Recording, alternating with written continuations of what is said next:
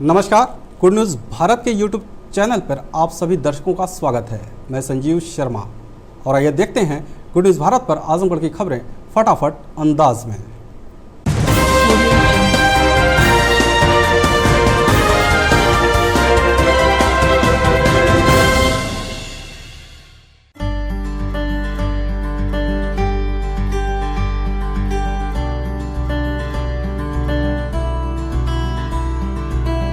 आजमगढ़ जिले के ऐरोला थाना क्षेत्र के पश्चिम पट्टी गांव में एक कुएं में युवती का कई टुकड़ों में शव बरामद होने से सनसनी फैल गई। युवती का सिर ढूंढा गया लेकिन आसपास नजर नहीं आया। चरवाहों की सूचना पर पहुंची पुलिस ने शव को बरामद कर विधिक कार्रवाई में जुट गई है। एसपी अनुराग आर्य मौके पर पहुंचे और छानबीन के संबंध में आवश्यक दिशा निर्देश भी दिए हैं। दूसरे दिन पुलिस युवती के घटनास्थल पर पहुंचकर जांच में जुटी रही। बता दें कि अभी दिल्ली में युवती श्रद्धा के साथ हुई सभी हैवानियत की हद पार कर उसके प्रेमी के द्वारा हत्या कर 35 टुकड़े काटने का मामला सामने आया ही है कि कुछ इसी तर्ज पर आजमगढ़ में भी एक महिला संग हैवानियत की खौफनाक तस्वीरें सबको हिलाकर रख दिया है। ऐरोला थाना क्षेत्र के पश्चिम पट्टी गांव मार्ग पर गौरी का पूरा गांव है। वहां मंगलवार को कुछ लड़के पशुओं को चराने गए थे। वे लोग कुएं के पास बने चबूतरे पर बैठे ही थे कि दुर्गंध से परेशान उठे। कुएं में झांके तो उन्हें चीख निकल गई। दरअसल युवती का सिर कटा शव पानी में तैर रहा था। उसके हाथ पैर अलग अलग तैर रहे थे। ऐसा प्रतीत हो रहा था कि किसी सख्त नफरत करने वाले ने काट डाला हो। ऐरोला पुलिस को भनक लगी तो फॉरेंसिक टीम की सूचित करते हुए मौके पर पहुंच गई।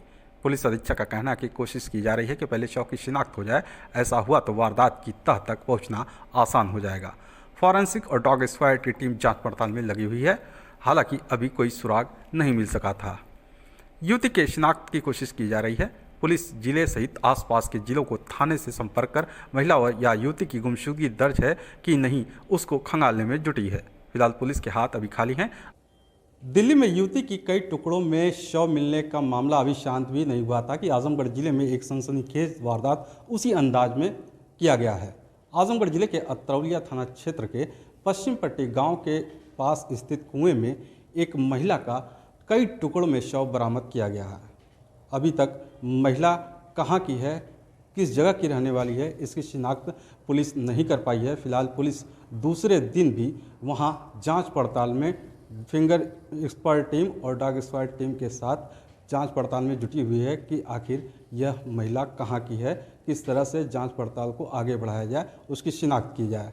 फिलहाल पुलिस अभी किसी भी नतीजे पर नहीं पहुंची है। उनका कहना है कि जब तक पोस्टमार्टम रिपोर्ट सामने नहीं आ जाती तब तक कुछ भी नहीं कहा जा सकता। चाचा और भतीजे के खेत की जमीन यहीं रह गई और मामूली विवाद में चाचा ने भतीजे की फावड़े से प्रहार कर हत्या कर दी। घटना उत्तर प्रदेश के आजमगढ़ जिले के तरवा थाना क्षेत्र के असमलपुर गांव की है, जहां आज सुबह खेत में जुताई करने गए चाचा और भतीजे में महज खेत के कोने के सीमांकन को लेकर विवाद हो गया और विवाद इतना बढ़ गया कि दोनों आपस में टकरा गए। बात विवाद इतनी बढ़ती गई कि चाचा लालधर यादव ने अपने सगे भतीजे अंगद यादव के सिर पर फावड़े से प्रहार कर दिया। भतीजा लहूलुहान हो गया। आनन फानन में गांव के लोग उसे चक्रपानपुर मेडिकल कॉलेज ले गए, जहां उसकी मौत हो गई। इस घटना के बाद पूरे परिवार में कोहराम मच गया। परिवार की महिलाएं रोने बिलखने लगीं। उधर दूसरी तरफ इस हत्या को अंजाम देने वाला चाचा लालधर मौका देखकर फरार हो गया। सूचना पाकर तरवा थाने की पुलिस और अन्य वरिष्ठ पुलिस अधिकारी मौके पर पहुंच गए। घटनास्थल का निरीक्षण किया। हत्या का मुख्य कारण जमीनी विवाद बताया गया और कहा कि हत्यारोपी की गिरफ्तारी के लिए टीम गठित कर दी गई है।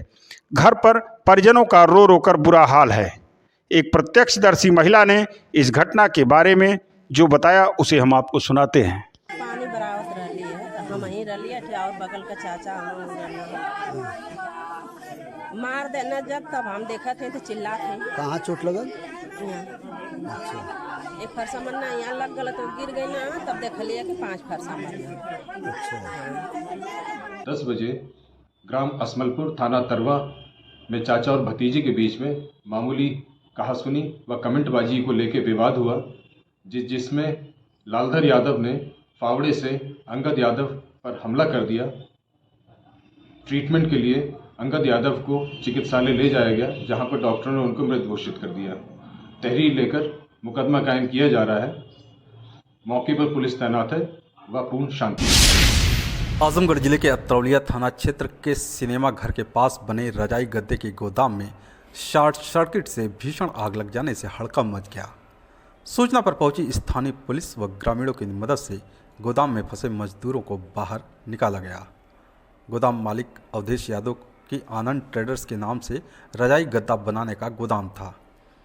गोदाम मालिक की माने तो लगभग 20 से 25 लाख रुपए के रजाई गद्दे व अन्य सामान जलकर राख हो गए। उधर से गुजर रहे ग्रामीणों ने इसकी सूचना गोदाम के मालिक को देने के साथ ही पुलिस को दी। इस दौरान चारों तरफ अफरा तफरी का माहौल दिखा। सूचना के बाद भी फायर ब्रिगेड की गाड़ी 2 घंटे बाद पहुंची, जिससे स्थानीय लोगों व अग्निशमन पुलिसकर्मियों के बीच तीखी नोकझोंक देखने को मिली। फिलहाल ग्रामीणों की मदद से आग पर काबू पा लिया गया है। आर्यन ट्रेडर्स अतरौलिया पे मसरापुर सिनेमा हॉल के बगल। किस चीज का था? पूरा ही गद्दी फिर आर्यन ट्रेडर्स रजाई गद्दा फैक्ट्री थी हमारी। किस चीज से आग लगी, कैसे आग लगी? एक लगी है, लाइन से लगी है, लाइन झूठ में से हमको नहीं बोलना। कितने लोग थे अंदर? एम लोग थे हमारे, 8 लोग थे। सब लोग बाइक से मतलब सब हमारे बच गई, खाली सब भी हमारा नुकसान हो गया। कितना नुकसान हुआ? हमारे 20 से 25 लाख नुकसान है, जो 30 में नहीं किए भैया, 25 लाख रुपए का नुकसान उसकी निश्चित नहीं है। और कितने बजे आग लगी? ये अब नहीं थे भाई, जो अभी आपको सूचना क्या बजे मिली? हमको हमें भी नहीं मालूम है। एम्बुलेंस कितनी लेट आई इसके बारे में? एम्बुलेंस की अब मुँह कच्ची मत, 2 घंटा बाद आई एम्बुलेंस 2 घंटा बाद आई। 2 घंटा बाद। हाँ, आग को किसने काबू किया, कैसे? आज जनता ने किया, जनता काबू कर लिया। आजमगढ़ जिले के मेहनगर थाने की पुलिस ने नाबालिग किशोरी के साथ छेड़खानी के मामले में वांछित अभियुक्त को गिरफ्तार कर लिया है। बता दें कि बीते 14 नवंबर को मेहनगर थाना क्षेत्र के गांव निवासी महिला ने मुकामी थाने में रिपोर्ट दर्ज कराई थी कि उसकी नाबालिग पुत्री के साथ एक युवक ने छेड़खानी की और विरोध करने पर जान माल की धमकी दी। पुलिस रिपोर्ट दर्ज कर आरोपी की तलाश में जुट गई। इसी बीच मेहनगर थाना प्रभारी बसंत लाल को मुखबिर से सूचना मिली कि नाबालिग किशोरी के साथ छेड़खानी करने वाला अभियुक्त लखराव पोखरे के पास मौजूद है, जो कहीं भागने की फिराक में है। सूचना के आधार पर मेहनगर थाना प्रभारी वसंत लाल अपने हमराइयों के साथ दबिश देकर अभियुक्त अकबर को गिरफ्तार कर लिया। आजमगढ़ जिले के बरदा थाने की पुलिस ने नाबालिग बच्चे को बिजली के खंभे में बांधकर पीटने वाले एक और अभियुक्त को गिरफ्तार करने में कामयाबी हासिल की है। बता दें कि बीते 22 अक्टूबर को बरदा थाना क्षेत्र के हदिसा दयालपुर गांव में नाबालिग बच्चे को मोबाइल चोरी का आरोप लगाते हुए गांव के दबंगों ने बिजली के खंभे में बांधकर क्रूरतापूर्वक पिटाई करने के बाद वीडियो को सोशल मीडिया पर वायरल कर दिया था। इस मामले में पुलिस रिपोर्ट दर्ज कर पहले ही कई अभियुक्तों को गिरफ्तार कर चुकी है। इसी कड़ी में मुखबिर की सूचना पर बरदा थाने पर तैनात उपनिरीक्षक कमला सिंह ने एक और अभियुक्त रामाश्रय को क्षेत्र के देवगांव गोड़हरा रोड से गिरफ्तार कर लिया है। खबरों में हो चला है एक ब्रेक का। आप देखते रहिए गुड न्यूज़ भारत।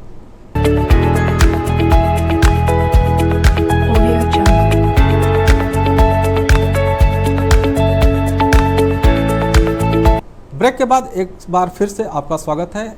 आइए देखते हैं आजमगढ़ की खबरें फटाफट अंदाज में।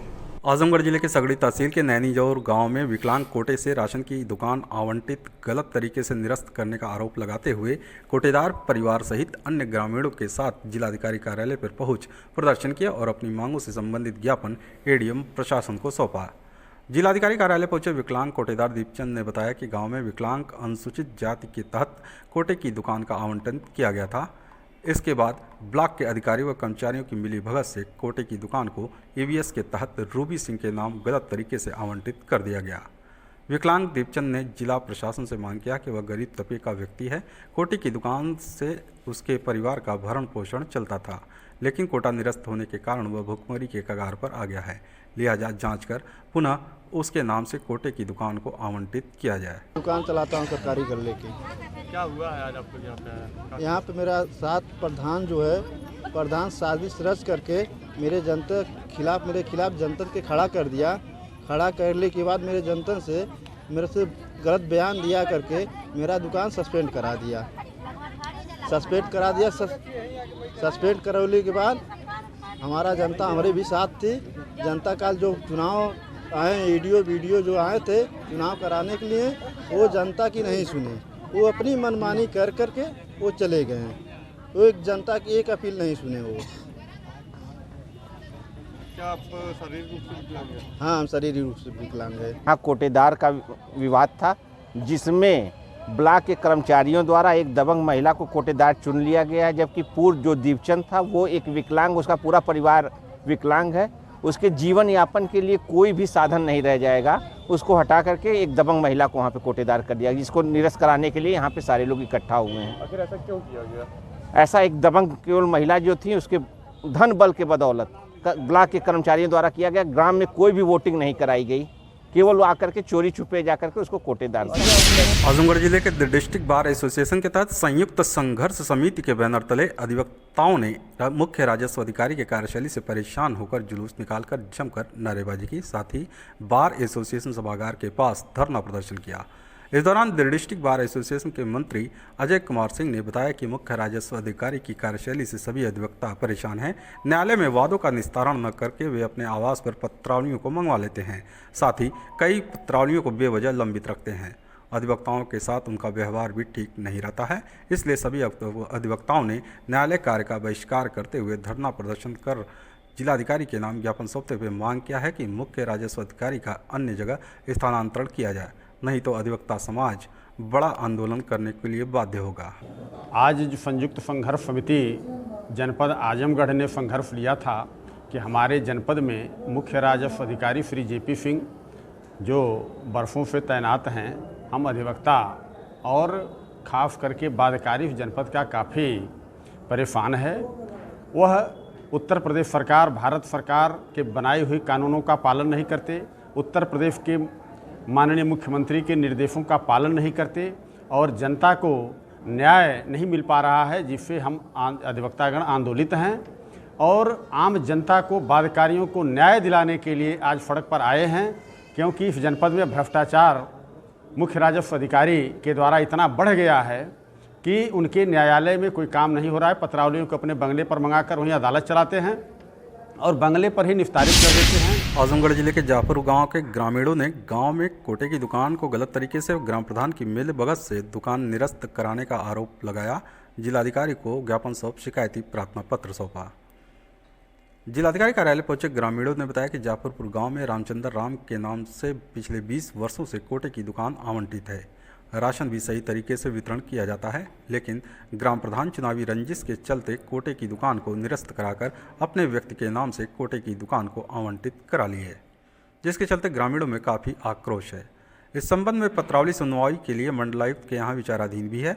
ग्रामीणों ने जिलाधिकारी को ज्ञापन सौंप मांग किया कि कोटे की दुकान को दोबारा जाँच कराकर रामचंद्र राम के नाम से आवंटित कर बहाल कर दिया जाए। हम लोग को बहुत दिक्कत उनसे है, परेशानी बहुत है। हम लोग का पुराना कोटा हम लोग को चाहिए।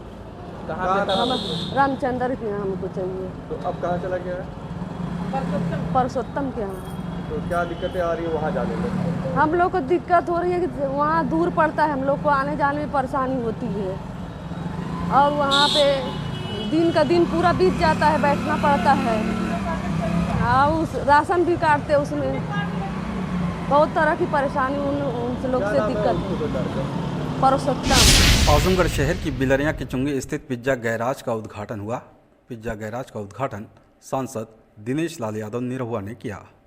साथ में भाजपा प्रदेश कार्य समिति के सदस्य अखिलेश मिश्रा भी मौजूद रहे। पिज्जा गैराज के प्रोपराइटर ने कहा कि यह आजमगढ़ शहर में 5वीं ब्रांच है। उनकी सभी शाखाओं में शुद्धता को ध्यान में रखते हुए मटेरियल का उपयोग किया जाता है। इस गैराज पर पिज्ज़ा के अलावा बर्गर, सैंडविच और फास्ट फूड भी मिलता है। उन्होंने कहा कि फ्री होम डिलीवरी की सुविधा भी उपलब्ध है। सुनिए आप पिज्ज़ा गैराज के प्रोपराइटर प्रवीण पांडे ने क्या कहा, आइए हम आपको सुनाते हैं। पिज्जा गैराज के नेम से हमारा 5th आउटलेट है। इसके पहले 4 जगहों पे मऊ, देवरिया और वसीम गाजीपुर में आउटलेट है और एक थीम बेस्ड है गैराज, जैसे नेम दे पिज्जा गैराज थीम पे हमारा पूरा इंटीरियर हुआ है और इसमें पिज्ज़ा के अलावा बर्गर, सैंडविच और भी फास्ट फूड है और इसमें हमारी home delivery, online home delivery हमारे वेबसाइट एप्लीकेशन में है। स्विगी जोमेटो से भी ऑर्डर जाएगा और खुद भी हम होम डिलीवरी करेंगे और सभी से रिक्वेस्ट है एक बार आएँ, हमारे पिज़्ज़ा का टेस्ट करें और टेस्ट में हम कोई कॉम्प्रोमाइज़ नहीं करते हैं। अच्छा, आप इंटीरियर देख रहे हैं वैसा हमारा टेस्ट भी है।